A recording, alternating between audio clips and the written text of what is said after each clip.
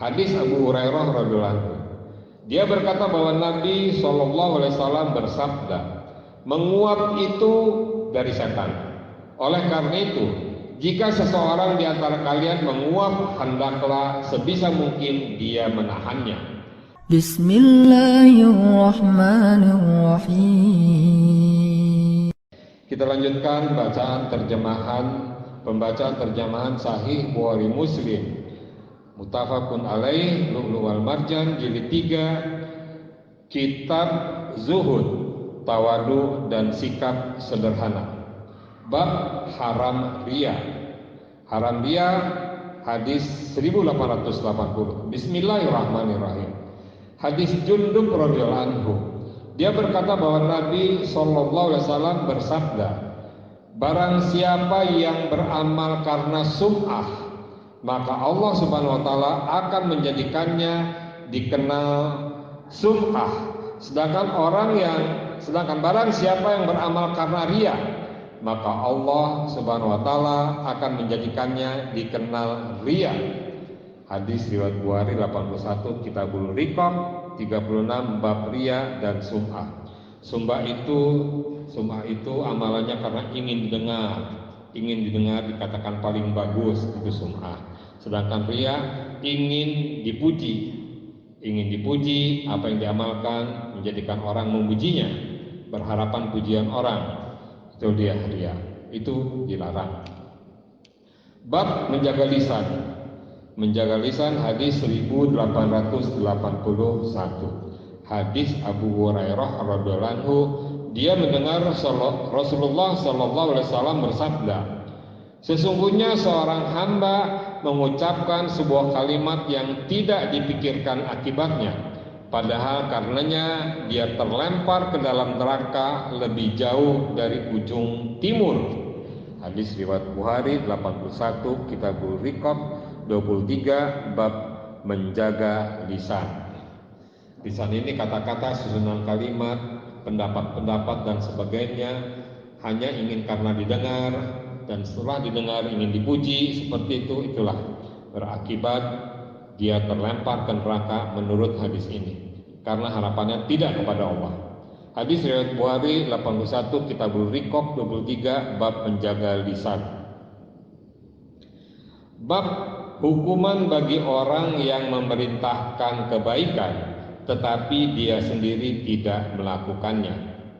Hukuman bagi orang yang memerintahkan kebaikan tetapi dia sendiri tidak melakukannya. Hadis 1882. Hadis Usamah radhiyallahu anhu. Dikatakan kepadanya, seandainya kamu temui fulan, lalu kamu berbicara dengannya. Usamah berkata, sungguh jika kalian memandangku tidak berbicara dengannya, kecuali akan kuperdengarkan kepada kalian, sungguh aku telah berbicara kepadanya secara rahasia. Lalu aku tidak membuka suatu pembicaraan yang aku menjadi orang pertama yang membukanya. Aku juga tidak akan mengatakan kepada seseorang yang seandainya dia menjadi pemimpinku, bahwa dia sebaik-baik manusia setelah kudengar dari Rasulullah SAW. Mereka bertanya, apa yang kamu dengar dari sabda beliau? Usamah menjawab, aku mendengar beliau bersabda, pada hari kiamat akan didatangkan seseorang, kemudian dia dilempar ke dalam neraka, isi perutnya keluar dan terburai hingga dia berputar-putar bagaikan seekor keledai yang berputar-putar menarik mesin gilingnya. Maka penduduk neraka berkumpul mengelilinginya seraya bertanya, wahai fulan, apa yang terjadi denganmu? Bukankah kamu dahulu orang yang memerintahkan kami untuk berbuat baik dan melarang kami berbuat kemungkaran? Orang itu menjawab, aku memang memerintahkan kalian agar berbuat baik, tetapi aku sendiri tidak melakukannya. Aku juga melarang kalian berbuat mungkar, tetapi aku malah mengerjakannya. Hadis riwayat Bukhari 59, Kitabul Bad'il Khalq 10, bab sifat neraka dan sesungguhnya ia adalah makhluk. Ya, inilah dia. Orang banyak janji, apalagi zaman politik ini, banyak janji akan ini, akan itu, tidak dikerjakan. Tetapi disenangi orang karena tidak mengerjakan apapun apa yang dijanjikan, tidak melakukan apa yang dikatakan, akibatnya seperti itu. Usus terburai, muter-muter sekarat, seperti kalau dulu penggilingan itu diputar oleh keledai, mutar seperti itu, seperti itulah.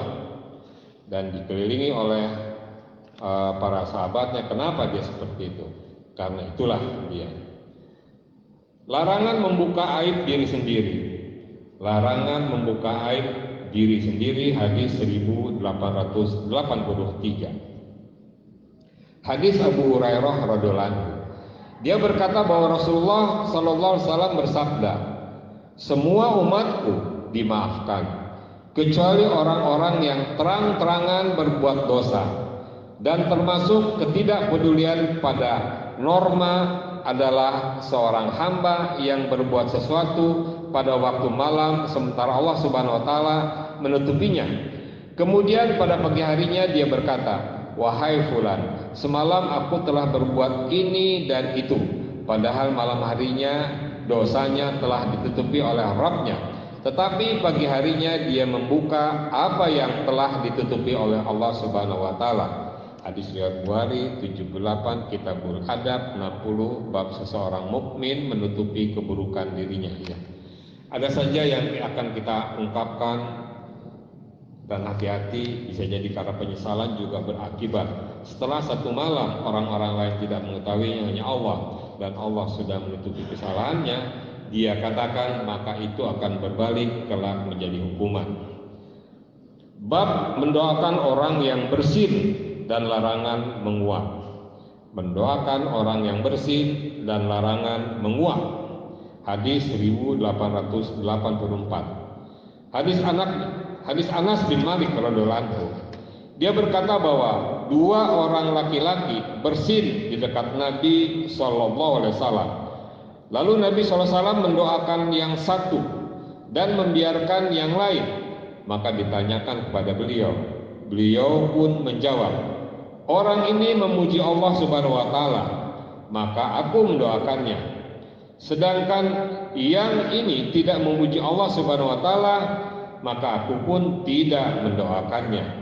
Hadis riwayat Bukhari 78, Kitabul Adab 123, bab membaca hamdalah ketika bersin. Ya. Ketika bersin, kita akan alhamdulillahirabbil alamin.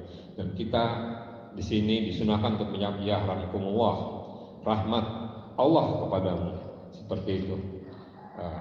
Tetapi orang tidak mengucapkan hamdalah, maka tidak berhak untuk mendapat doa dan jawaban dari orang yang mendengarnya.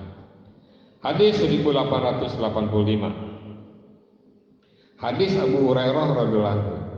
Dia berkata bahwa Nabi SAW bersabda, "Menguap itu dari setan.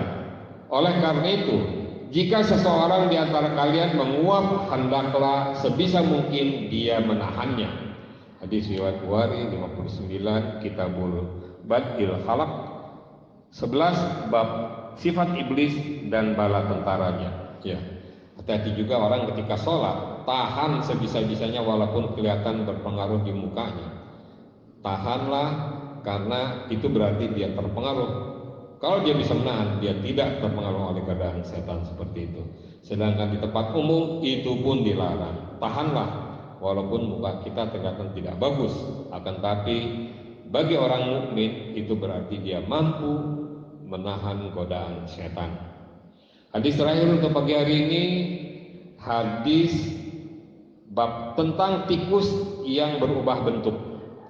Tentang tikus yang berubah bentuk, hadis 1886. Hadis Abu Hurairah radhiyallahu anhu. Dia berkata bahwa Nabi SAW bersabda, "Satu umat dari Bani Israel telah hilang dan tidak diketahui lagi apa yang telah dilakukan oleh umat tersebut. Aku mengira bahwa umat itu telah dijelmakan dalam bentuk tikus. Bila diletakkan susu unta, mereka tidak meminumnya. Lalu bila diberi susu kambing, mereka meminumnya. Kemudian aku ceritakan hal ini kepada Ka'ab Dan dia berkata, apakah kamu mendengar Nabi SAW bersabda seperti itu? Aku jawab, ya. Dia bertanya seperti itu kepadaku berkali-kali hingga akhirnya aku katakan, apakah perlu aku bacakan kitab Taurat? Hadis riwayat Bukhari 59, Kitabul Bad'il Khalaq 15, bab sebaik-baik harta seorang muslim adalah kambing yang digembalakan di lereng-lereng bukit. Ya, ini. Itulah. Ada tikus yang punya sifat tidak mau minum susu unta, tapi suka minum susu kambing. Nah, ini dikatakan bahwa itu adalah jelmaan mereka yang telah terkutuk seperti itu. Itu maksudnya dari hadis ini.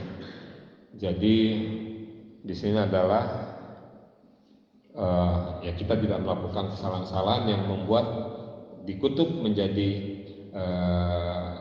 tikus tadi dengan maksud adalah memelihara kambing sebaik-baiknya dan mengembalakan sebagus-bagusnya. Demikian hadirin, mudah-mudahan kita pahami dengan benar dan kita lakukan seruan-seruan Rasulullah dengan mudah. Insya Allah kita dapatkan syafaat dari beliau kelak. Subhanakallahumma rabbana wa bihamdika asyhadu an la ilaha illa anta astaghfiruka wa atubu ilaik. Assalamualaikum warahmatullahi wabarakatuh.